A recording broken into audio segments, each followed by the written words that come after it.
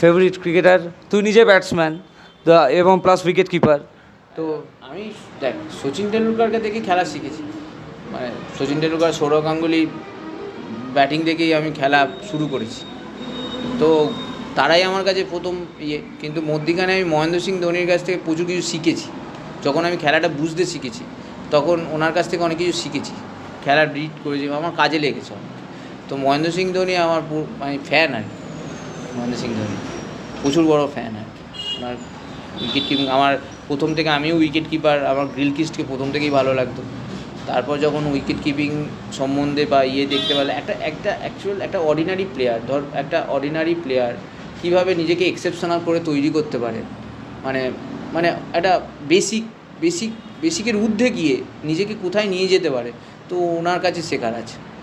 মানে আমি বলছি না ওনার ট্যালেন্ট, অন্য ট্যালেন্ট, উনি আমাদের খেলাটা, ক্রিকেটটা অন্যভাবে শিখিয়েছে, যে ক্রিকেটটা কী হয়, 6 বলে 18 রান বাকি ম্যাচ বার করা যায়, এটা আমাদের উনি ঢুকিয়েছেন মাথার ভেতর, যে এটা হয়, এটা সম্ভব, এটা করা যায়। আমরা তো ওটা শিখেছি ওনার কাছ থেকে। 6 বলে 24 রান বাকি ম্যাচ জিতিয়েছে, 4 বলে 3টে 6 লাগবে ম্যাচ জিতিয়ে দিয়েছে। এইসব ম্যাচ আমরা দেখেছি চোখের সামনে, তো ও আমার চোখে ভাসে এখনও খেলা। তো ওনার নামে আমি কিছু শুনতেও চাই না আর কিছু বলতেও চাই না।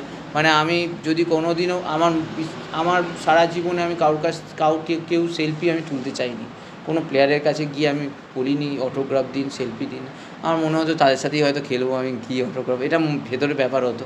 কিন্তু সত্যি কথা বলতে যদি কখনো সুযোগ পাই মহেন্দ্র সিং ধোনির কাছ থেকে, আবার জড়িয়ে ধরতে চাই ওটা, মানে এত বড় ফ্যান আমি, মানে অসাধারণ, ওনার কাছে অনেক কিছু শিখেছি।